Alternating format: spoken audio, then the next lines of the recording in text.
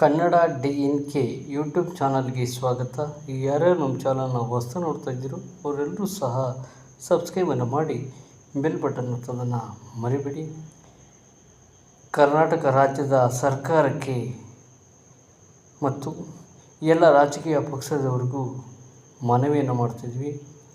ದಯಮಾಡಿ ನಿಮ್ಮ ವೈಯಕ್ತಿಕ ಮಾತುಗಳನ್ನು ಬಿಟ್ಟು ಸಾರ್ವಜನಿಕರ ಕುಂದುಕೊರತೆಗಳನ್ನು ಆಲಿಸಬೇಕೆಂದು ಹಾಲಿ ಶಾಸಕರು ಮತ್ತು ಮಾಜಿ ಶಾಸಕರು ಎಲ್ಲ ಪಕ್ಷದವರಿಗೂ ಸಹ ಮನವಿಯನ್ನು ಮಾಡ್ತಾಯಿದ್ವಿ.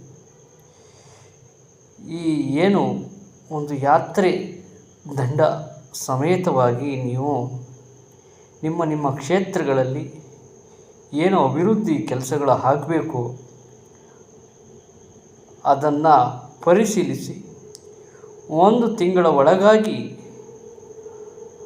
ಆಗುವಂಥ ಕೆಲಸಗಳನ್ನು 1 ತಿಂಗಳಲ್ಲೇ ಆ ಕೆಲಸಗಳನ್ನು ಮುಗಿಸಬೇಕು ಮತ್ತು ವರ್ಷಾನುಗಟ್ಟಲೆ ಮಾಡುವಂಥ ಕೆಲಸಗಳನ್ನು 1 ವರ್ಷದ ಒಳಗಾಗಿ ಆ ಕಾಮಗಾರಿಯನ್ನು ಮುಗಿಸಬೇಕೆಂದು ಮನವಿಯನ್ನು ಮಾಡ್ತೀವಿ.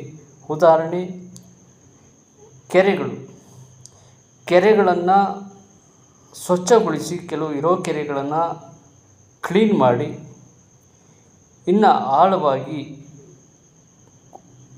ಅಲ್ಲಿ ಗಲೀಜನ್ನು ಎಲ್ಲ ತೆಗೆದು ಆಳವಾಗಿ ಮಾಡುವಂಥ ಕೆಲಸ ಮತ್ತು ಹೊಸದಾಗಿ ಮಾಡುವಂಥ ಕೆರೆಗಳಿಗೆ ನೀರು ತುಂಬಿಸುವ ವ್ಯವಸ್ಥೆ ಮತ್ತು ಅದರ ಸುತ್ತ ಗಿಡವನ್ನು ಹಾಕಬೇಕು.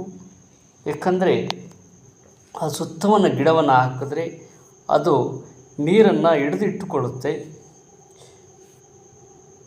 ಯಾವುದೇ ಕಾರಣಕ್ಕೂ ಹೆಚ್ಚು ನೀರು ಬಂದದ್ದು ಆ ಕಟ್ಟೆ ಒಡೆಯೋಕ್ಕೆ ಅವಕಾಶ ಇರಲ್ಲ. ಆದ್ದರಿಂದ ಕೆರೆಗಳ ಸುತ್ತ ಗಿಡಗಳನ್ನು ನೆಡಬೇಕು.